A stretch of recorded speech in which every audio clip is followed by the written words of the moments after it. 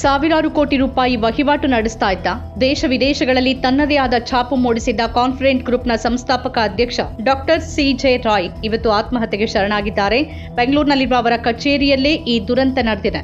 ಬೆಂಗಳೂರಿನ ಲ್ಯಾಂಗ್ಫೋರ್ಡ್ ರಸ್ತೆಯಲ್ಲಿರುವ ತಮ್ಮ ಬಂಗಲೆ ಹಾಗೂ ಆನೆಪಾಳ್ಯದಲ್ಲಿರುವ ಕಚೇರಿಯಲ್ಲಿ ಇವತ್ತು ಸ್ತಬ್ಧ ವಾತಾವರಣ ನಿರ್ಮಾಣವಾಗಿತ್ತು. ಖ್ಯಾತ ರಿಯಲ್ ಎಸ್ಟೇಟ್ ಉದ್ಯಮಿ ಡಾಕ್ಟರ್ ಸಿಜೆ ರಾಯ್ ಅವರು ತಮ್ಮದೇ ಪಿಸ್ತೂಲ್ನಿಂದ ಗುಂಡು ಹಾರಿಸಿಕೊಂಡು ಸಾವನ್ನಪ್ಪಿದ್ದಾರೆ. ಕೇರಳ ಮೂಲದವರಾದ ಇವರು ಬೆಂಗಳೂರಿನ ಅತಿದೊಡ್ಡ ರಿಯಲ್ ಎಸ್ಟೇಟ್ ಸಾಮ್ರಾಜ್ಯವನ್ನ ಕಟ್ಟಿದವರು. ಈ ಆತ್ಮಹತ್ಯೆಯ ಹಿಂದೆ ಕೇಳಿ ಬರ್ತಿರುವ ಬಲವಾದ ಕಾರಣ ಅಂದ್ರೆ ಐಟಿ ದಾಳಿ. ಕಳೆದ ಕೆಲವು ದಿನಗಳಿಂದ ಸಿಜೆ ರಾಯ್ ಅವರ ಸಂಸ್ಥೆ ಮತ್ತು ನಿವಾಸಗಳ ಮೇಲೆ ಆದಾಯ ತೆರಿಗೆ ಇಲಾಖೆ ಅಧಿಕಾರಿಗಳು ಸತತವಾಗಿ ದಾಳಿ ನಡೆಸ್ತಾ ಇದ್ರು. ಇದರಿಂದಾಗಿ ಅವರು ತೀವ್ರವಾದ ಮಾನಸಿಕ ಒತ್ತಡಕ್ಕೆ ಒಳಗಾಗಿದ್ರು ಅಂತ ತಿಳಿದು ಬಂದಿದೆ.